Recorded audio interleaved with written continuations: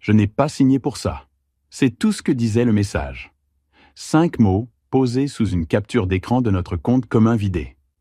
Je m'appelle Marc, j'ai 30 ans, chef mécanicien chez Delorme Auto à Clermont-Ferrand. 4 heures plus tôt, j'étais assis dans le cabinet d'un oncologue, à écouter des mots comme lymphome, options thérapeutiques, taux de survie. Stade 2. Traitement possible. Mais le chemin serait long. J'ai appelé Camille depuis le parking, lui ai demandé de me retrouver à la maison pour qu'on puisse parler. Elle m'a dit qu'elle avait des courses, qu'elle rentrerait plus tard. Quand je suis rentré, la moitié de notre dressing était vide. Sa valise avait disparu. La photo de notre mariage avait été retirée de la table de nuit. Puis est arrivé ce message. Et la capture d'écran. Nos 35 000 € d'économie, mis de côté depuis 5 ans, transférés sur un compte à son seul nom. Je suis resté planté là, une bonne minute à regarder l'écran. Puis j'ai tapé 2 mots, et « Prends soin ». J'ai posé mon téléphone, ouvert une bière, et je me suis installé sur la terrasse, regardant le soleil se coucher. Je n'ai pas pleuré, je n'ai rien cassé. J'ai juste senti le poids des choses changer de place. Le cancer, je pouvais l'affronter. La trahison, c'était autre chose. Thierry, mon voisin d'à côté, m'a vu dehors et s'est approché de la haie. « Tout va bien, Marc ? J'ai vu Camille partir en trombe avec la voiture remplie de sacs. J'ai eu des nouvelles pas top côté santé. Elle l'a mal pris. » Il a hoché la tête, sans insister. « Si t'as besoin de quoi que ce soit, Sandrine fait un gratin aux légumes qui fait des miracles. » Merci Thierry, j'apprécie. Une fois rentré, j'ai sorti le dossier que mon oncle Luc m'avait donné le mois dernier. Il a pris sa retraite l'année dernière, après 40 ans en gestion de patrimoine. Mais il continue de conseiller ses proches. Quand mon grand-père est décédé en février et m'a laissé une parcelle de terrain dans le Cantal, Luc m'avait aidé à régler les papiers. Il faut toujours avoir ses affaires en ordre, surtout quand on est marié, m'avait-il dit. Il faut se protéger mutuellement. J'avais commencé les démarches, mis à jour mon testament, ajouté Camille comme copropriétaire de la Mustang de 1972 que j'avais restaurée, même si je n'avais pas encore envoyé le dossier complet à la préfecture. J'avais aussi ouvert un second compte dans une autre banque pour y verser les fonds de la vente du terrain, quand elle aboutirait. Tout ça pour nous protéger. Pour la protéger. Ironique, non ? J'ai repris mon téléphone et appelé Luc. « Tu te souviens de ce qu'on avait dit sur la succession ? J'ai des modifications à faire. » Un silence. « Quelque chose ne va pas, Marc ? » « Non, ai-je répondu. Mais ça ira. J'ai rencontré Camille au mariage de mon pote Jérôme en 2016. Elle était assistante juridique dans un cabinet à Lyon. Brillante, vive, belle. On a emménagé ensemble 6 mois plus tard, mariés l'année suivante. Les premières années étaient simples. On a économisé pour acheter une maison, trouver une vieille bâtisse à rénover. Je passais mes week-ends à changer les armoires, poncer les parquets, refaire la plomberie. Camille choisissait les couleurs, les meubles. Elle postait les avant-après sur les réseaux, disait qu'on était un couple rénovation modèle. Mon père est mort quand j'avais 13 ans. Ma mère, institutrice, nous a élevés, ma sœur et moi, avec un salaire modeste, mais beaucoup de bon sens. Elle nous a appris à vivre avec ce qu'on avait, à ne jamais dépenser plus que nécessaire, à toujours prévoir un plan B. Depuis qu'elle est partie il y a 2 ans, ce plan B est devenu essentiel pour moi. Camille, elle, avait grandi dans un autre monde. Ses parents lui ont tout payé, les études, les voitures neuves, même l'apport pour notre maison. Il ne comprenait pas pourquoi elle avait épousé un simple mécanicien. Son père, avocat d'affaires à la retraite, m'appelait toujours le mari de Camille, jamais par mon prénom. Avec du recul, je crois que les premières fissures sont apparues bien avant le diagnostic. Il y a 3 mois, Camille m'a parlé de s'installer à Bordeaux. Elle disait que les perspectives y étaient meilleures. J'ai résisté. Mon emploi était stable, nos amis étaient ici, le prêt immobilier presque terminé. Après ça, elle s'est refermée. Elle passait du temps avec des amis dont je n'avais jamais entendu parler. Puis, il y a eu les petites piques. Tu veux vraiment passer ta vie à réparer des voitures ? Le mari de ma coloc à la fac vient de devenir associé. Ils construisent une maison secondaire près d'Arcachon. Parfois, je me demande ce qui se serait passé si j'étais parti à Paris après mon master. J'ai fait semblant de ne rien voir. Je me disais que tous les couples traversaient des hauts et des bas, qu'on allait surmonter ça. Et puis un jour, j'ai trouvé une carte de visite d'une agence de location à Bordeaux dans son sac à main. Je n'ai rien dit. J'ai juste appelé Luc discrètement pour réviser notre situation patrimoniale. Commencer à lister nos biens. 2 semaines plus tard, je suis allé voir mon généraliste pour une toux persistante. Il a trouvé des ganglions. Ensuite sont venus les bilans sanguins, la biopsie. La veille de mon diagnostic, on a dîné ensemble à la maison. Elle parlait d'une collègue promue au service juridique. Moi, je la regardais, cherchant à savoir si elle voyait la peur dans mes yeux. « Ça va ?» m'a-t-elle demandé. « Oui, j'ai menti. Juste fatigué. » Elle a hoché la tête. N'a pas insisté. N'a même pas vraiment levé les yeux. J'aurais dû comprendre. 3 jours après son départ, j'ai commencé la chimio. La première séance m'a frappé plus fort que je ne l'aurais cru. L'infirmière m'a installé dans un fauteuil, m'a branché la perfusion, puis a demandé « Votre accompagnant est en salle d'attente ?» « Non, j'ai pris un taxi.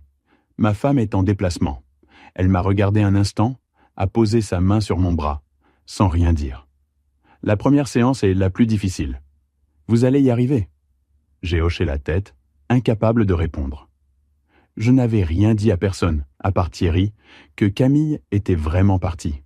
Pas juste en déplacement. Mettre des mots dessus, ce serait rendre ça plus réel. Et plus humiliant. De retour chez moi, j'ai trouvé un plat sur le perron avec un mot de Sandrine. Fait trop de gratin. Profitant. Je savais que ce n'était pas vrai. Mais j'ai quand même apprécié. J'ai essayé de manger. Impossible de garder quoi que ce soit. J'ai fini par m'écrouler dans la salle de bain, tremblant, en sueur, seul. Ce soir-là, j'ai appelé ma sœur Élodie à Nantes. Je lui ai tout raconté. Le cancer, Camille, l'argent. Elle voulait monter immédiatement. J'ai demandé d'attendre. J'avais besoin de mettre de l'ordre dans mes affaires d'abord. Le lendemain matin, j'ai contacté ma banque. J'ai découvert que Camille avait vidé nos comptes. 40 minutes après mon appel, celui passé juste après mon rendez-vous médical. Elle ne savait même pas encore les détails. Elle savait seulement que j'étais malade. Et ça lui avait suffi pour fuir. Quelque chose s'est figé en moi. La tristesse s'est transformée. Pas en colère, en détermination. L'après-midi même, je suis allé chez mon oncle Luc avec tous nos papiers, relevés, actes de propriété, assurance. « Elle ne peut pas te faire ça », dit-il en feuilletant les documents. Compte joint, ai-je rappelé. Son nom est dessus aussi. Luc a enlevé ses lunettes. Marc, ce qu'elle a fait, ce n'est pas seulement froid, c'est peut-être illégal. Prendre tout l'argent alors qu'elle sait que tu vas avoir des frais médicaux. Je peux prouver qu'elle savait ? Il a réfléchi. Tu l'as appelé juste après le diagnostic ? Oui. Les relevés téléphoniques, la date du transfert, la preuve du diagnostic. Je lui ai montré le SMS, celui où elle disait « Je n'ai pas signé pour ça ». Son visage s'est durci. C'est accablant. On a passé 3 heures à établir une stratégie. Changement de carte grise pour la Mustang, vente du terrain, mutuelle santé, chaque document à l'appui. Quand je suis reparti, mon téléphone a vibré. Un email de Justine, la cousine de Camille, avec qui je m'étais toujours bien entendu. « Marc, j'ai appris ce qui s'est passé. Je suis désolé. Je ne comprends pas ce que Camille a dans la tête. Si tu as besoin de quoi que ce soit, je suis là. » J'ai lu le message longtemps, puis j'ai écrit « Est-ce que Camille leur a parlé de mon diagnostic ?» La réponse est arrivée rapidement. « Oui. Elle a dit à tout le monde que tu avais un cancer, qu'elle ne pouvait pas gérer ça et qu'elle avait besoin de repartir à zéro. Toute la famille est sous le choc. Ce n'est pas normal. » Je l'ai remerciée, puis j'ai rangé mon téléphone. J'ai roulé les fenêtres ouvertes, le vent chaud sur le visage.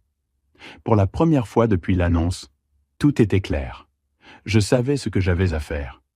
2 semaines après le début du traitement, j'ai reçu une lettre d'un cabinet d'avocats. Camille demandait le divorce. Motif : différends irréconciliables. Elle voulait être retirée du prêt immobilier, mais réclamait la moitié de la valeur nette de la maison. Aucune mention de l'argent qu'elle avait déjà pris. Rien sur ma maladie. J'ai montré la lettre à Luc. « Elle a du cran, dit-il.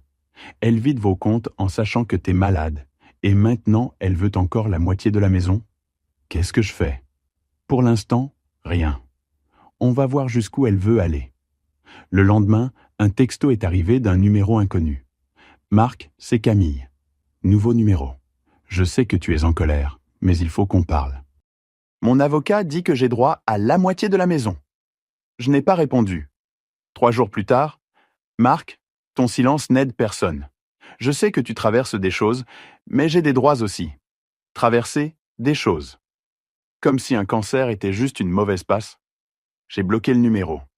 Ma 3e séance de chimio m'a terrassé. Plus rien ne passait. Perdu 5 kilos en 2 jours. Élodie a finalement débarqué de Nantes, restée 1 semaine. Elle a nettoyé la maison, rempli le congélateur, m'a conduite à mes rendez-vous. La veille de son départ, on a reçu une autre lettre de l'avocat de Camille. Encore des exigences. Encore des menaces sur ce que je lui devrais. Après ce qu'elle t'a fait, elle a de la chance que tu ne l'attaques pas pour vol pur et simple. On y viendra, ai-je répondu. La semaine suivante, je reçois une lettre recommandée de la banque. Camille avait tenté de me retirer des cartes de crédit communes, sans succès, il fallait ma signature. Elle avait aussi essayé d'accéder à notre coffre à la banque, celui où se trouvait l'acte de propriété, la carte grise de la Mustang et le testament de mon grand-père. La banque lui avait refusé l'accès. Elle n'avait pas la 2e clé. « La mienne ?» ai-je demandé à Luc. « Elle panique, dit-il. Elle comprend qu'elle a laissé des traces. Et maintenant, on ferme ce coffre et on en ouvre un nouveau à ton seul nom. Et je pense qu'il est temps d'officialiser les papiers de la Mustang. J'ai pris un jour de congé maladie. Même si, à ce stade, tous les jours l'étaient. Je suis allé à la banque, ai vidé le coffre, en ai ouvert un nouveau. Puis, direction la préfecture, j'ai déposé les papiers retirant le nom de Camille du certificat d'immatriculation. Elle n'avait jamais été officiellement enregistrée. Ce soir-là, encore un SMS, nouveau numéro. Tu as changé la carte grise. Cette voiture est à moitié à moi. Tu avais mis mon nom dessus. Je suis resté à regarder le message. Comment savait-elle? Je venais à peine de déposer les papiers ce matin. Et là, j'ai compris. Elle devait avoir quelqu'un à la préfecture ou à la banque. Quelqu'un qui l'informait de mes démarches. J'ai appelé Luc. Je crois qu'elle a de l'aide. Quelqu'un lui souffle mes mouvements. Silence au bout du fil. Son père a des relations, dit-il finalement. Ce ne serait pas étonnant.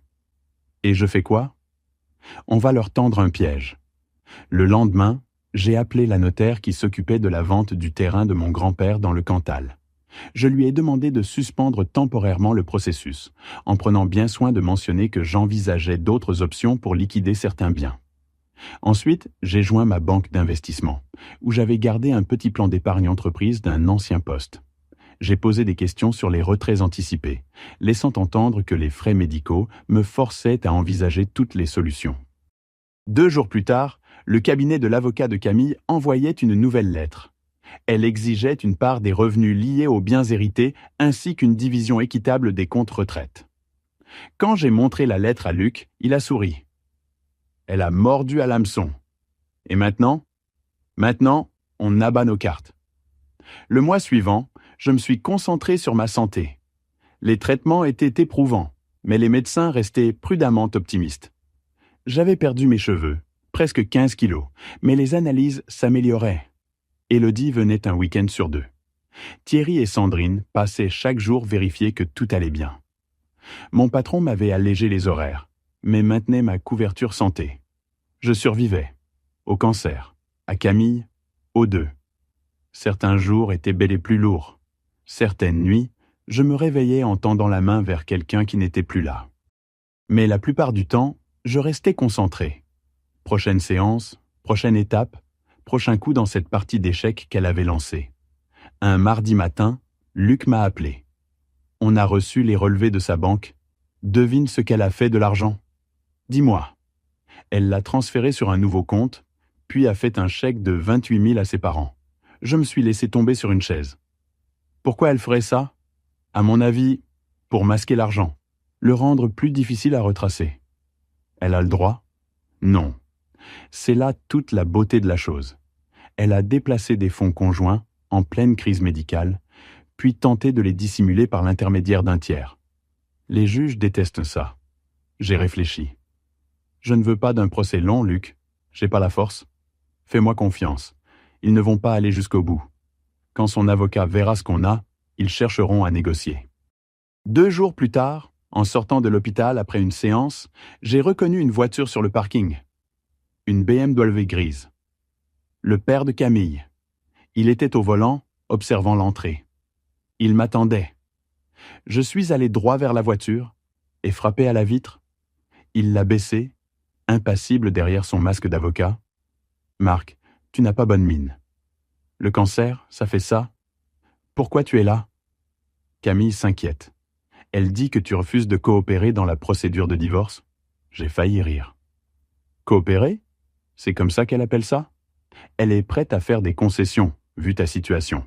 Une répartition équitable, y compris sur la maison. Après avoir pris tout ce qu'on avait, après m'avoir quitté le jour même où j'ai appris mon diagnostic, il a baissé les yeux. Elle était bouleversée. Les gens font des erreurs. Ce n'était pas une erreur. C'était un choix. Il a soupiré. Marc, sois raisonnable. Tu es malade. Tu dois penser à te soigner, pas à mener une bataille juridique que tu ne peux pas assumer. Et là, j'ai compris. Il me croyait désespéré, à sec, convaincu que j'allais accepter n'importe quel accord pour éviter un conflit. Il n'avait aucune idée de la vente suspendue du terrain. Aucune idée que j'avais retiré son nom de la Mustang avant qu'elle ne puisse la réclamer. Aucune idée que j'avais tout documenté. Dis à Camille que mon avocat répondra d'ici vendredi. Marc, dit-il alors que je m'éloignais, ne rend pas les choses plus dures que nécessaire. Je ne me suis pas retourné. Le jeudi, je me suis réuni avec Luc et une avocate spécialisée en droit de la famille, maître Catherine Chen. On a tout passé en revue.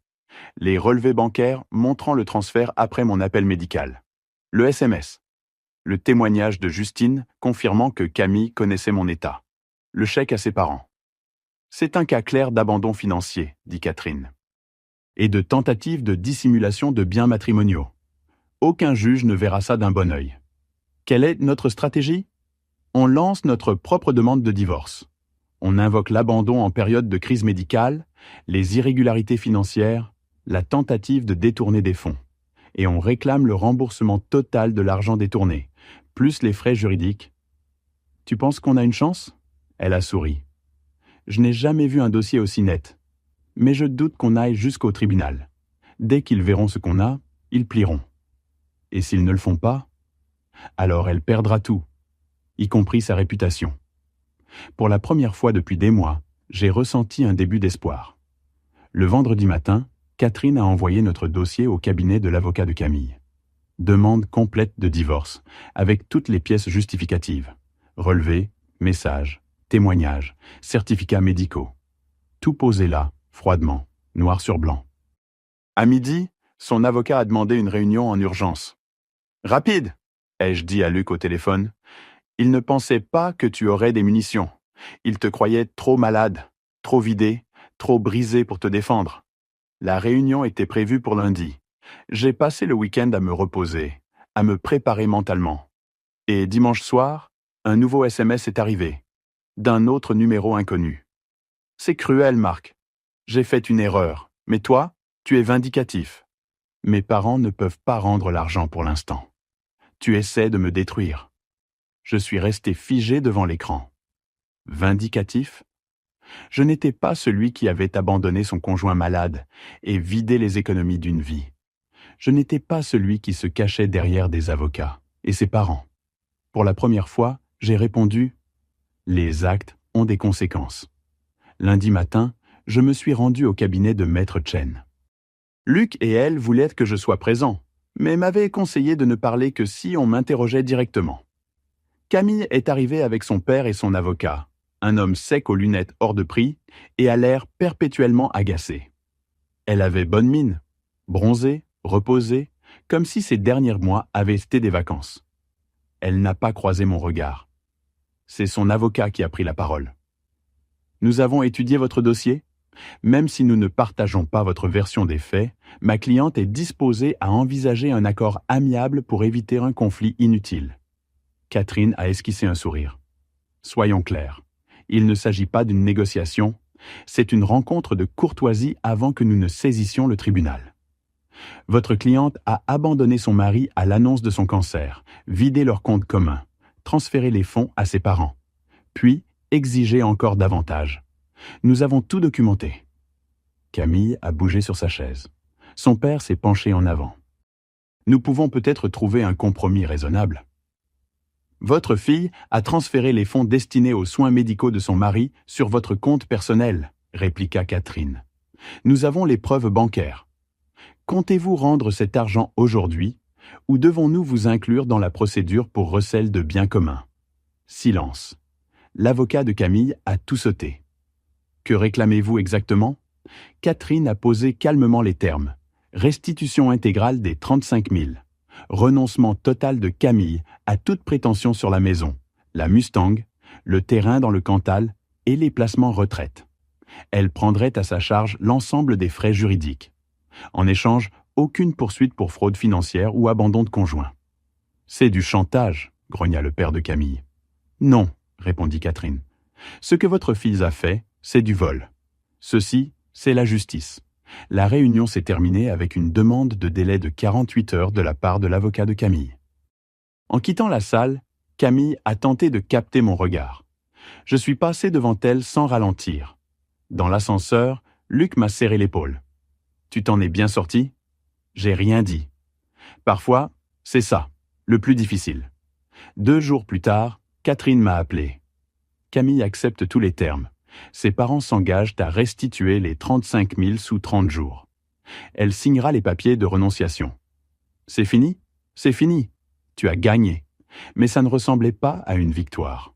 Plutôt à la fin de quelque chose que je croyais durable. Comme fermer un livre à la moitié du récit. Et pourtant, cette nuit-là, j'ai dormi sans me réveiller. L'argent est arrivé exactement 30 jours plus tard, sous forme d'un chèque de banque de 35 000. Je l'ai déposé immédiatement, puis appelé le cabinet de mon oncologue pour régler une partie de mes frais médicaux. Julia, l'infirmière qui m'avait accompagné dès la première séance, était à l'accueil. « Tu as meilleure mine, dit-elle. Les derniers résultats sont bons. Je me sens mieux, ai-je répondu en lui tendant le chèque. Elle a jeté un œil au montant. La mutuelle a remboursé? On peut dire ça. Le divorce a été prononcé 1 semaine plus tard. J'ai signé les papiers au cabinet de Catherine. Le cœur calme. Pas de colère, pas de tristesse, juste un sentiment de faim. Et maintenant, demanda Luc en sortant. Finir le traitement, me remettre, réfléchir à la suite. Il hocha la tête. La vente du terrain devrait se conclure le mois prochain. 60 000 en plus.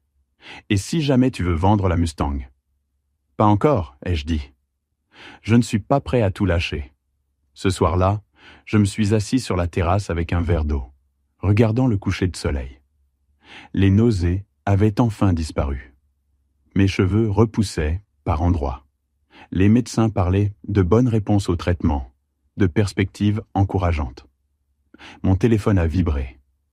Un email de Justine, la cousine de Camille. « Marc, j'ai appris que tout est finalisé. Je suis désolé pour ce que ma famille t'a fait. Les parents de Camille vendent leur chalet au lac de Géronde pour te rembourser. Ma tante est furieuse et te tient responsable, mais sache que certains d'entre nous savent ce qui s'est vraiment passé. J'espère que tu vas mieux. Tu le mérites. » J'ai rangé le téléphone sans répondre. Plus besoin de me mêler au drame de la famille de Camille. Il était temps de guérir, de reconstruire, de penser à l'après.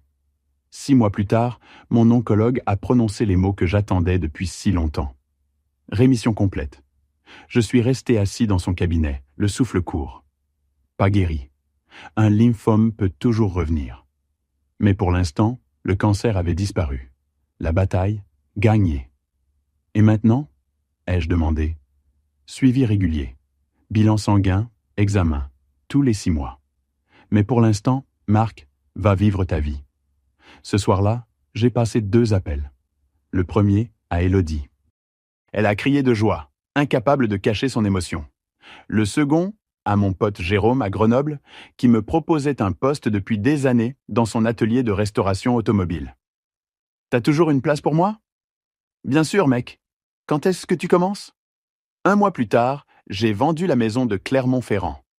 Avec l'argent, j'ai acheté un petit chalet à la lisière du Vercors, 2 chambres, un garage assez grand pour mes outils et la Mustang, et des montagnes visibles de chaque fenêtre. Le jour où j'ai quitté la ville, Thierry et Sandrine sont venus me dire au revoir. Sandrine m'a tendu un dernier gratin pour la route. Je les ai remerciés pour tout. Les repas, la pelouse, leur présence silencieuse dans les moments les plus durs. Ça va aller, tu crois? M'a demandé Thierry. Vraiment? J'ai réfléchi. J'y arrive petit à petit. 3 mois après mon installation en Isère, j'ai reçu un texto d'un numéro inconnu. Camille, j'ai appris pour ta rémission. Je suis soulagé. Tu ne me croiras peut-être pas, mais je pense souvent à toi. J'ai fait une énorme erreur. J'étais effrayé, égoïste. Je suis désolé, Marc, pour tout. Je l'ai lu 2 fois. Hésité, puis j'ai tapé 4 mots. J'ai survécu. Prends soin de toi. Ensuite, j'ai bloqué le numéro, rangé le téléphone, et je suis allé travailler sur la Mustang. Non pas pour la vendre, mais pour la restaurer à nouveau. Cette fois, pour moi.